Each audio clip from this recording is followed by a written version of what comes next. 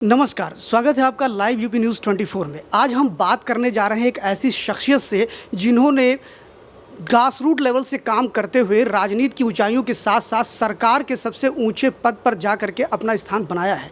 यूँ तो हम महिलाओं को लेकर के आए दिन बहुत से सेमिनार सुनते हैं, कई बातें सुनते हैं, लेकिन जब एक महिला को महिला आयोग का अध्यक्ष बनाया जाता है तो शायद वो पीड़ा आसानी से समझ पाती हैं महिलाओं की और उनकी बहुत सी समस्याओं का निराकरण भी करती हैं।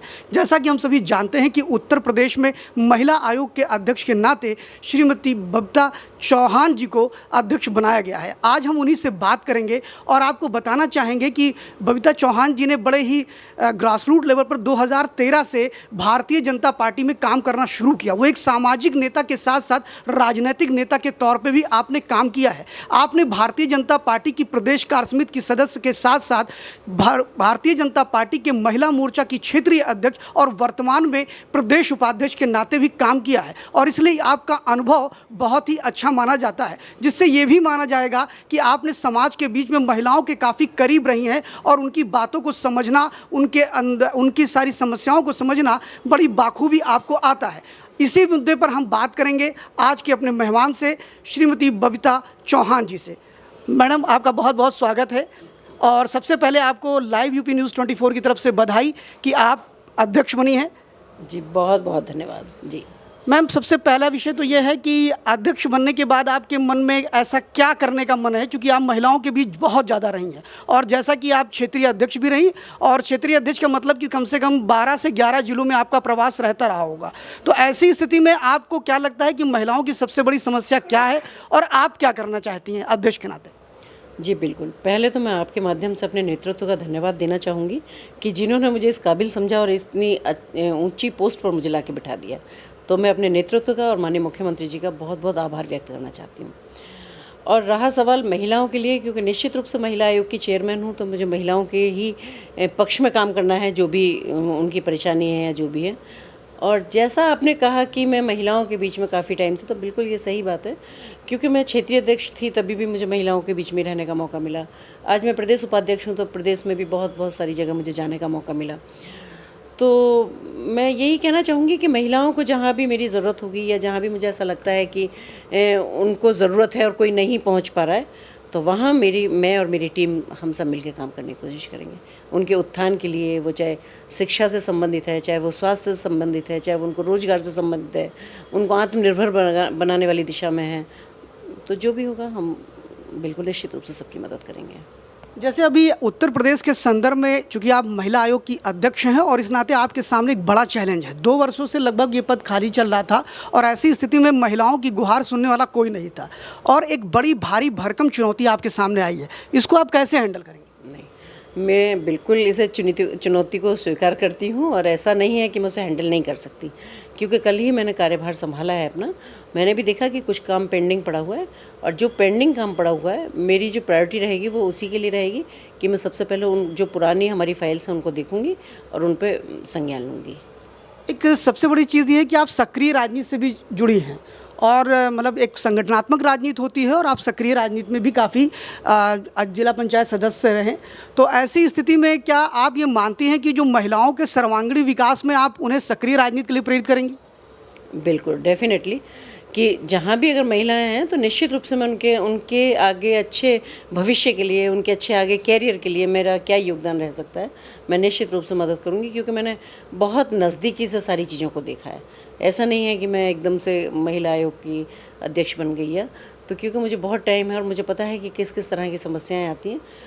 जो भी समस्याएं मेरे पास आएंगी, जो भी उसका होगा, तो मैं 100% उसका सॉल्यूशन ढूंढूंगी और उसको दूर करने की कोशिश करूंगी। जी मैम, अभी अगस्त में एनसीआरबी के जो आंकड़े आए हैं वो काफ़ी डराने वाले हैं, क्योंकि उत्तर प्रदेश के अंदर जो माननीय मुख्यमंत्री जी को प्रस्तुत किए गए आंकड़े अगस्त में, उसमें एनसीआरबी के आंकड़े में उत्तर प्रदेश महिला अपराध में नंबर 1 है। लेकिन सबसे राहत की बात यह है कि अपराधों पर सज़ा दिलाने में भी नंबर 1 है।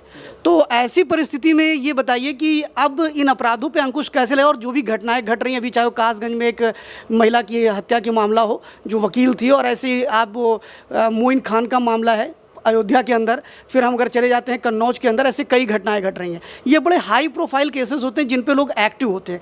क्या हमारे उत्तर प्रदेश की वो बेटी, वो गरीब महिला भी अधिकारों के प्रति अपने जो चिंतित है और जो पीड़ित हो रही है उसको भी न्याय दिला पाएंगे आप लोग?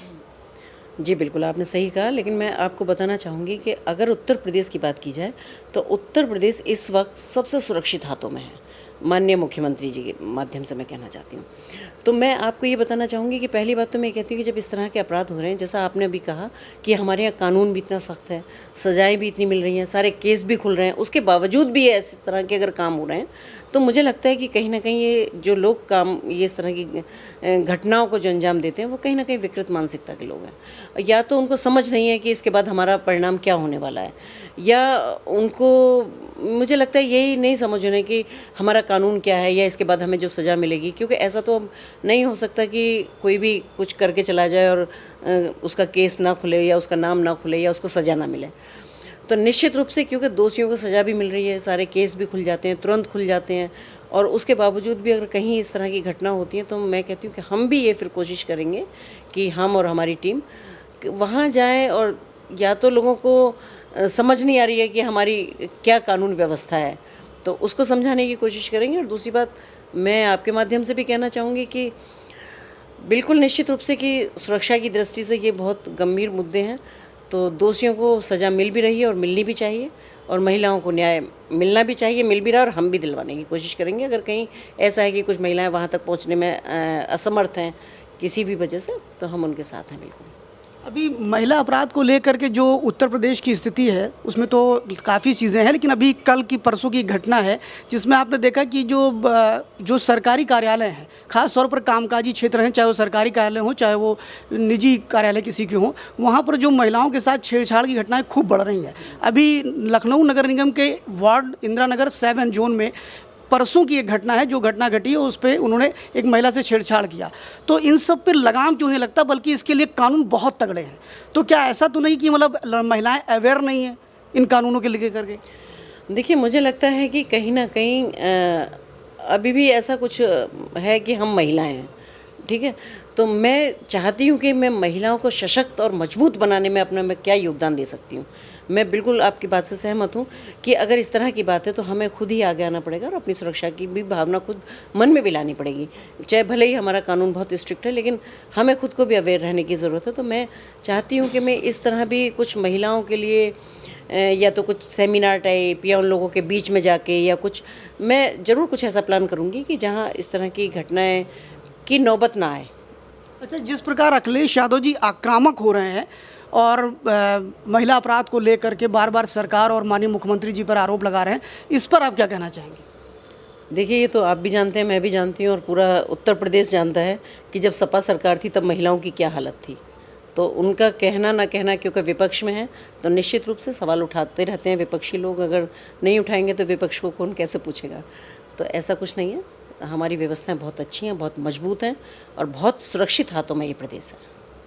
हमारे साथ बबीता चौहान जी थी, जिन्होंने बड़ी ही बेबाकी से अपनी बातों को रखा है और एक महिला होने के नाते उन्होंने ये दावा भी किया है कि उत्तर प्रदेश के अंदर महिला अपराध को हम बिल्कुल कम करेंगे। और यही नहीं पर आप नहीं रुकती हैं, चूँकि एक आप सामाजिक कार्यकर्ता के नाते महिलाओं के बीच में बहुत अधिक समय दिया है, इसलिए आपका ये भी कहना है कि हम अवेयरनेस के माध्यम से वो सारे कानूनों के बारे में महिलाओं को जानकारी देंगे जिससे उनकी सुरक्षा सुनिश्चित हो सके।